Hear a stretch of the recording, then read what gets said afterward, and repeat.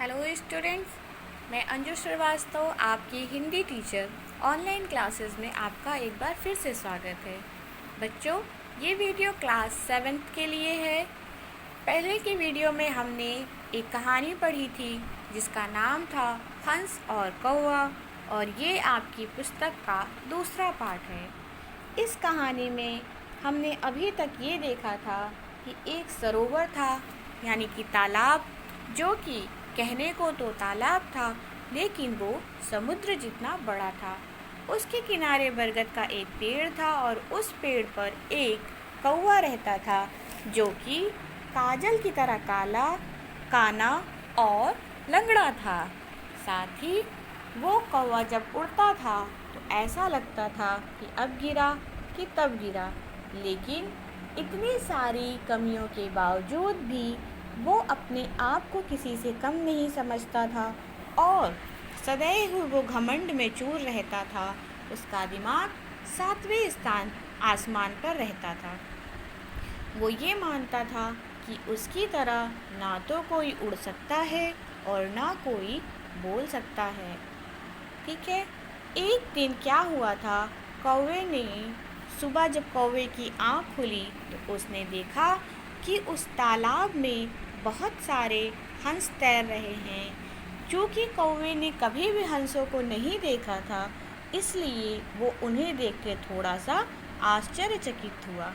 अब आज के वीडियो में हम आगे की कहानी पढ़ेंगे, जानने की कोशिश करेंगे कि क्या कौवे की मित्रता हो पाई हंसों से, या फिर हंसों ने कौवे को एक नया सबक सिखाया। चलिए आगे बढ़ते हैं। कौवे ने उनसे पूछा था, आप सब कौन हैं? तो हंस ने कहा, भैया हम हंस हैं, घूमते फिरते यहाँ आ गए हैं, थोड़ा आराम करने के बाद चले जाएंगे। कौवा बोला, सो तो मैंने सब जान लिया, लेकिन अब यह बताओ कि आप कुछ उड़ना भी जानते हैं या नहीं, या अपना शरीर यूं ही इतना बड़ा बना लिया है।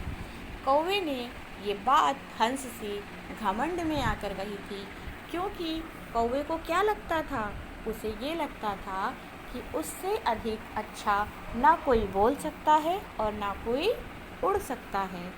हंसों को कौवे की प्रवृत्ति के बारे में अधिक जानकारी नहीं थी, इसलिए उन्होंने बहुत ही प्रेम से कहा, हाँ हाँ, उड़ना तो जानते हैं और काफ़ी उड़ भी लेते हैं।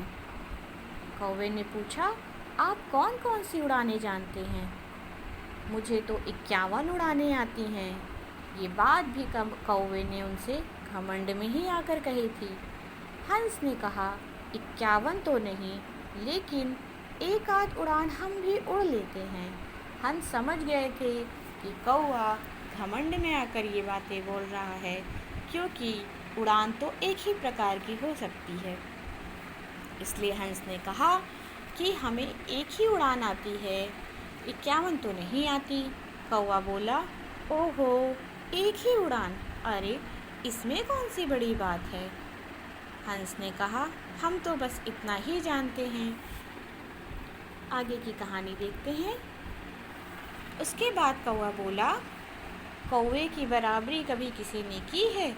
कहाँ 51 और कहाँ 1। कौवा तो कौवा और हंस हंस है। यानी कौवे को अपने कौवा होने पर इतना अधिक घमंड था कि उसने हंसों से कहा कि कौवे की बराबरी कभी कोई नहीं कर सकता। इस प्रकार का वाक्य यदि कोई बोलता है कि उसकी बराबरी कोई नहीं कर सकता है, तो इसका अर्थ यही होता है कि वह व्यक्ति घमंड से भरा हुआ है। हंस सुनते रहे, वे मन ही मन हंसते भी रहे, क्योंकि हंस अब तक समझ चुके थे कि कौवा घमंड में चूर है, लेकिन फिर भी उन्होंने कौवे से कुछ कहा नहीं। लेकिन उन हंसों में एक नौजवान हंस भी था, उससे रहा नहीं गया, उसका खून उबल उठा। खून उबल उठना एक मुहावरा है जिसका अर्थ है बहुत अधिक क्रोधित हो जाना। चूँकि वो हंस जवान था और वो अपनी बुराई नहीं सुन सकता था, इसलिए वो क्रोधित हो उठा और वह बोला, कौवे भैया अब तो हद हो गई, छोटा मुँह बड़ी बात हो जाएगी। आओ हम कुछ दूर उड़ लें, लेकिन पहले तुम हमें अपनी 51 उड़ानें तो दिखा दो, फिर हम भी देखेंगे और पता चलेगा कि कैसे कौवा कौवा है और हंस हंस है। उस नौजवान हंस ने क्या कहा कौवे से कि अब हद हो गई है, छोटा मुँह बड़ी बात। छोटा मुँह बड़ी बात एक मुहावरा है जिसका अर्थ होता है कि कोई छोटा व्यक्ति बहुत बड़ी बात कह जाए। छोटा अर्थात उम्र में छोटा व्यक्ति बड़ी बात कह जाए। उसने कहा कि हम साथ में उड़ेंगे, लेकिन आपको जो 51 उड़ानें आती है वो आप पहले दिखा दीजिए, जिससे हम भी समझ जा सकें कि हम में क्या कमी है। कौवे ने अपनी उड़ानें दिखाना शुरू किया और उसने क्या किया, 1 मिनट के लिए वह ऊपर उड़ा और बोला यह हुई एक उड़ान। फिर नीचे आया और बोला यह दूसरी उड़ान। फिर पत्ते पर उड़कर बैठा और बोला यह तीसरी उड़ान।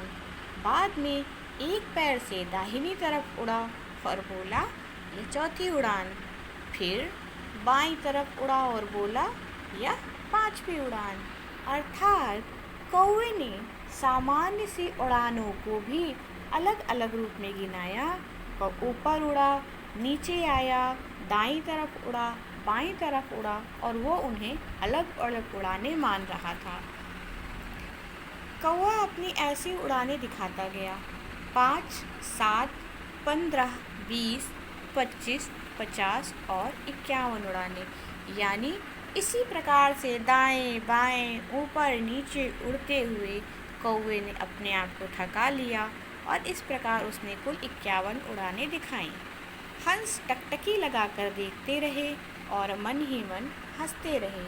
टकटकी लगाकर देखना यानी एक बारगी में देखना। साथ ही हंस मन में हंस रहे थे कौवे की स्थिति पर, क्योंकि वो जानते थे कि कौवे को सिर्फ एक ही उड़ान आती है। 51 उड़ानें पूरी करने के बाद कौवा मुस्कुराते हुए आया और बोला कहिए कैसी रही। किनसे बोला? हंस से बोला। हंस ने कहा उड़ानें तो गजब की थी, लेकिन अब आप हमारी भी एक उड़ान देखेंगे ना। हंसों ने अब कौवे को सबक सिखाने की सोच ली थी, इसलिए उन्होंने कहा कि अरे कौवे महाराज, आपकी उड़ान तो गजब की थी, लेकिन अब आपको हमारी भी एक उड़ान देखनी पड़ेगी।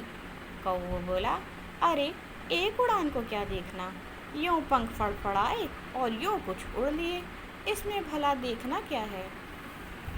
हंसों ने कहा बात तो ठीक है, लेकिन इस एक ही उड़ान में हमारे साथ कुछ दूर उड़ना हो तो चलो उड़कर देख लो, जरा तुम्हें पता तो चलेगा कि यह एक उड़ान भी कैसी होती है और कौन कितने पानी में है। हंसों ने कौवे से अपने साथ उड़ने के लिए कहा, क्योंकि वो जानते थे कि कौवा इतनी देर से एक ही तरह की उड़ान उड़ उड़कर 51 बार थक चुका है और अब जब वो उड़ेगा तो वो क्या हो जाएगा, वो ज़्यादा देर तक उड़ नहीं पाएगा। इसलिए उन्होंने कहा कि हमारी एक उड़ान देखने के लिए आपको हमारे साथ उड़ना पड़ेगा, जिससे आपको और हमें दोनों को ये पता चल सके कि वो एक उड़ान कैसी होती है और कौन कितने पानी में है। कौन कितने पानी में है भी एक लोकोक्ति, एक मुहावरा जैसा है, जिसका अर्थ है व्यक्ति को अपनी वास्तविक स्थिति का ज्ञान होना। अगले वीडियो में हम इस कहानी का तीसरा और अंतिम भाग देखेंगे, पढ़ेंगे, सुनेंगे और समझेंगे।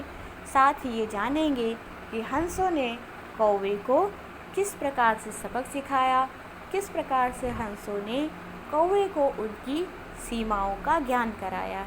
आज के लिए इतना ही। धन्यवाद।